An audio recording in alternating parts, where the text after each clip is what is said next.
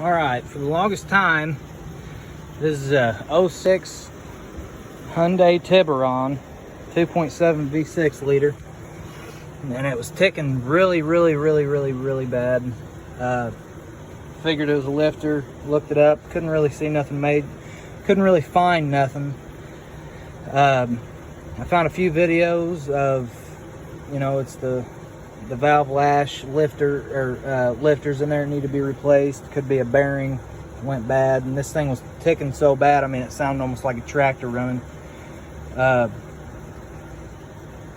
Couldn't figure it out. I was having troubles getting it started due to these jumper cables, but if anybody's got this problem, the first thing I would do is take off the serpentine belt and start it, because I looked up a video and a guy said that this pulley right here, let me see if I can show you, that pulley right there, it's not this pulley, it's the one before it.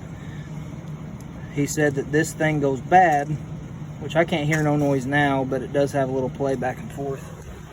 But he said that causes the noise and makes it tick. Well, he replaced it, and on his video his car was still ticking, making a ticking noise. But my car, hopefully it'll start. Since I took the serpentine belt off it, it makes no noise.